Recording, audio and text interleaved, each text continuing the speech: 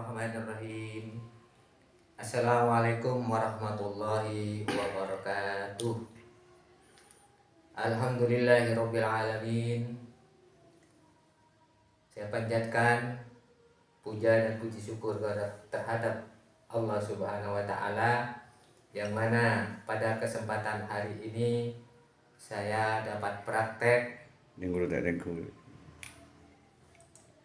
yang akan menyampaikan peta konsep perkembangan fisik dan psikomotorik peserta didik.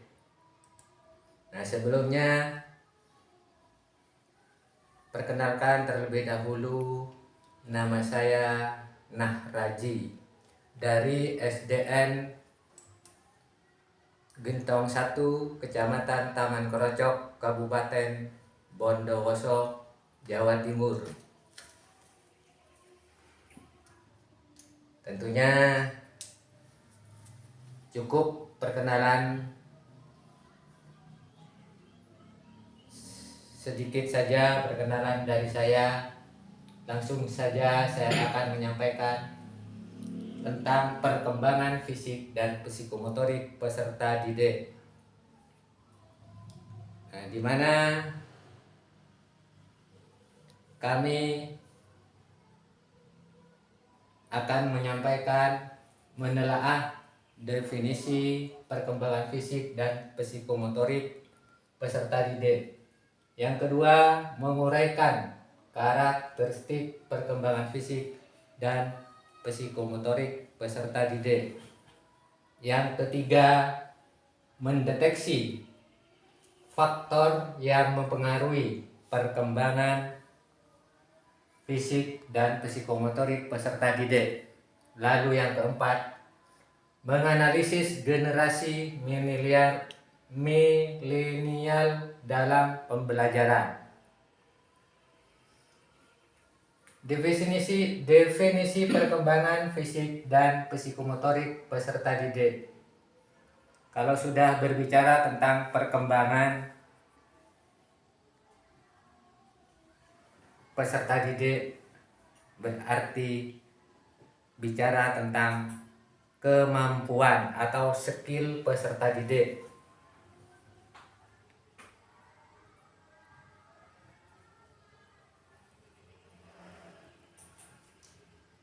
Perkembangan fisik yang disebut juga pertumbuhan biologis atau biological growth, yang disebut juga dengan pertumbuhan otak dan hormon.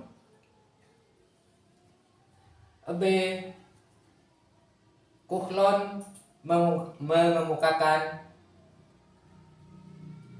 tahun 2012 bahwa pertumbuhan individu peserta didik meliputi 1.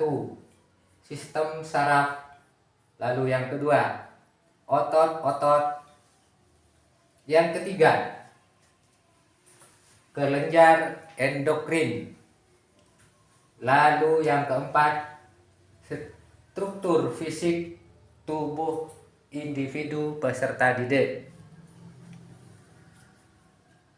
Nah, sistem saraf ini berkenaan dengan kecerdasan dan emosional. Lalu yang kedua, otot-otot. Perkembangan otot-otot individu seorang peserta didik bertambah bulan, bertambah tahun, maka akan menjadi kuat.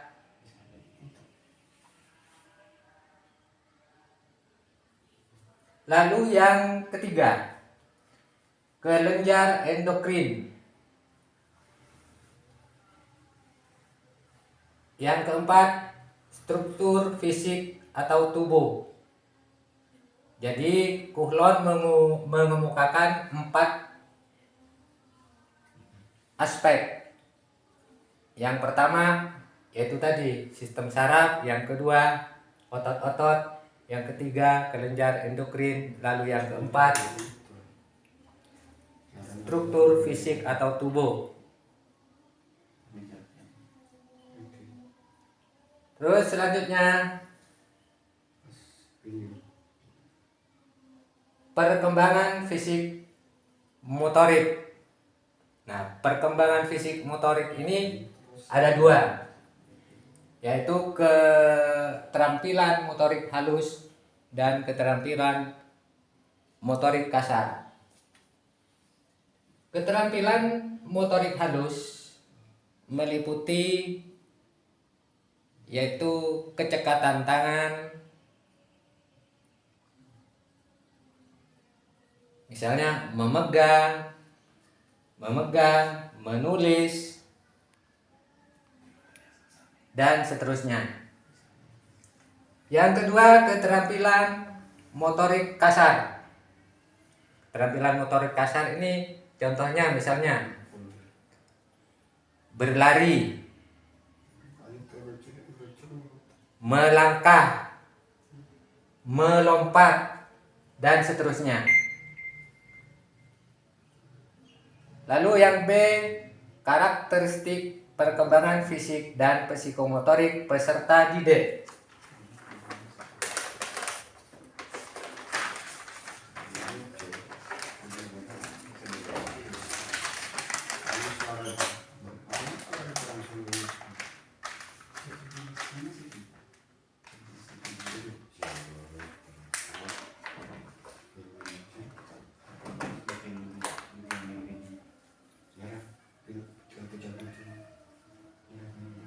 Perkembangan fisik dan psikomotorik peserta didik ini meliputi beberapa fase atau meliputi beberapa masa pertumbuhan, masa perkembangan.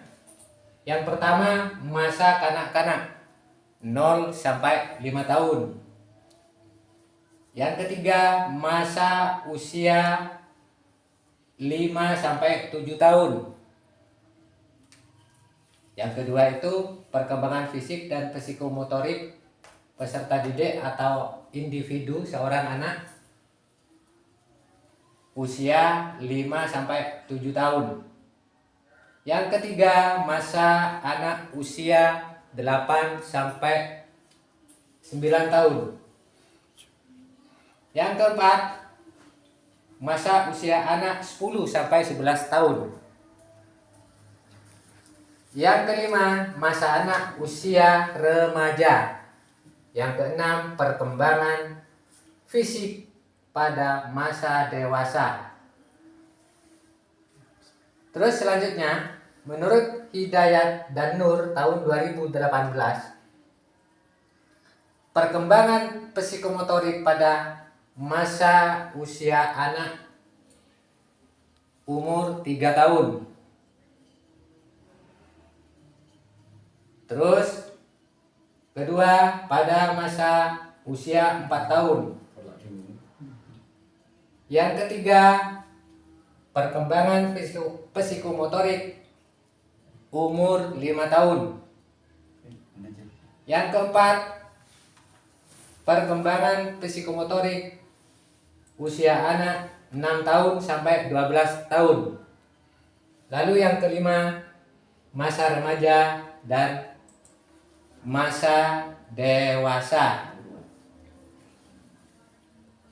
Nah, mungkin itu saja yang dapat saya sampaikan pada hari ini.